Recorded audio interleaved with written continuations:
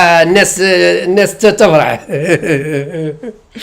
تولي تضحك وكذا كذا وكذا. خلينا نشربوا كاس تحتاي وبعدين. سيترشح عبد المجيد تبون وسيفوز بعهدة ثانية. في الحالة هذه هاي الهضرة الزينة، هاي الهضرة الزينة السبربوح اللي راح نقول لكم عليها. في الحالة هذه مادام تبون على باله باللي سيكون رئيس جمهورية، إذن القاشي الهيشر هذا ما عنده حتى قيمة، لأنه خلاص قررتوا باللي تبون في نهاية سبتمبر بداية أكتوبر هو رئيس.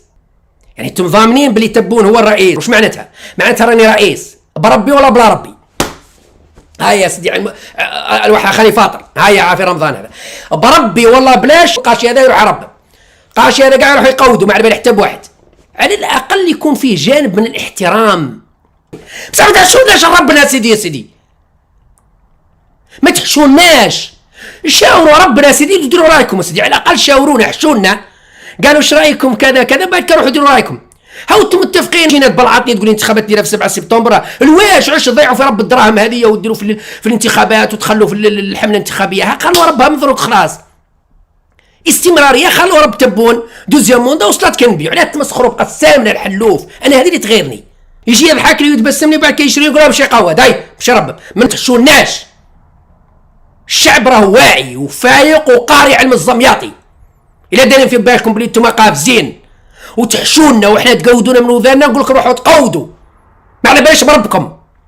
ما تحشوناش، ما تبلعطوناش، ما ترجعوناش حمير وتشدونا من وذنينا ودخلونا الكوري. الخرطولوجيه هذه راح نسب. خلاص طوب، حبس رب الهضره، حبس رب الهضره. إذا قرر الرئيس تبون الترشح لعهدة ثانية ما ينافسوش إلا ربي سبحانه. لماذا؟ لأنه شنقريحة معاه والمخابرات معاه.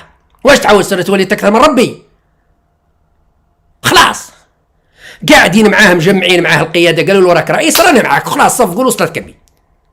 بس ما تحشوناش، ما تبلعطوناش. خلي قسام الشعب في الكوري، راهو في الكوري خلي ربوه في الكوري، راه في الزريبه خلي ربوه في الزريبه. ما تحشولوش الشعب هذا نتاع لوبيا وعدس وبلع فمك. انا لو كان جيت نحكم 20 مليون هو رب الشعب هذا نمحي ربهم، هذا الهيشر نمحيهم لانه ما فيهم حتى فايده. يتغير شيء والو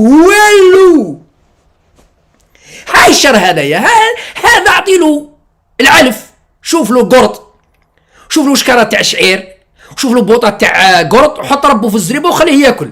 وبدات العهده الثانيه. هذا كيف تسميه الشعب متحضر؟ هذا تسميه هيشر بحاجه الى الشعير والنخاله. حتى اللوبيا والعدس وخساره فيه، خساره فيه. قطيع كما قال لك، قطيع هيشر